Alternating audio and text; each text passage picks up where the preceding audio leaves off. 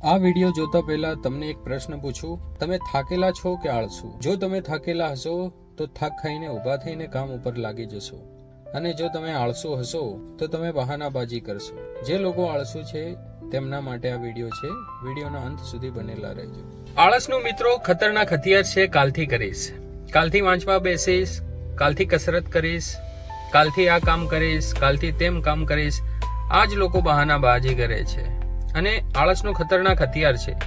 જો તમે તમારા જીવનમાં બદલાવ લાવો છો તો તમારે આજથી જ વાંચવું પડશે, આજથી જ કસરત કરવી પડશે, આજથી જ દોડવાનું કાર્ય કરવું પડશે. તો જ તમે આળસ નામની બીમારીથી દૂર થશો અને તમારા જીવનમાં પ્રોગ્રેસ કરશો. મોબાઈલ આજના યુથ ખૂબ જ વાપરી રહ્યો છે. 3 કલાક લોકો રીલ જોવે છે, 3 કલાક લોકો ચેટ કરી રહ્યા છે, 3 કલાક લોકો ગેમ રમી રહ્યા છે, અને છેલ્લે કહે છે કે મારી પાસે સમય નથી. એક વાત યાદ રાખજો, જેણે સમયને કંટ્રોલ કર્યો છે તેને ભવિષ્ય કંટ્રોલ કર્યું છે. આળસ તમને મીઠી લાગશે, જીવનમાં દુઃખ નહીં આપે, પણ મજબૂત પણ નહીં બનાવે. તમારે આજે નક્કી કરવાનું છે કે તમારે આળસ જોઈએ છે કે રિઝલ્ટ. જો રિઝલ્ટ જોતું હોય તો શરૂ કરી દો આજથી, અને આરામ જ જોઈતો હોય તો પડ્યા રહો. જીવન આમ પણ ચાલ્યા જ કરે છે ને.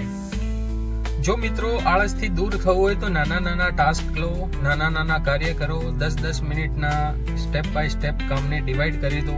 મોબાઈલને સાઈડમાં મૂકી દો. જે ફિક્સ ટાઈમ કરેલો છે એ ટાઈમે ઉઠવાનું ચાલુ કરો. જે પણ તમારા ગોલ સેટ કરેલા છે એમાં ધીરે ધીરે આગળ વધો. એક જ ઝટકે ત્યાં પહોંચી જશો એટલી મોટી આશા મત રાખો. સ્ટેપ બાય નાના નાના સ્ટેપ લો. તમારું ભવિષ્ય જરૂરથી બદલાઈ જશે. જો મિત્રો વિડીયો પસંદ આવ્યો હોય તો લાઈક કરી નાખો.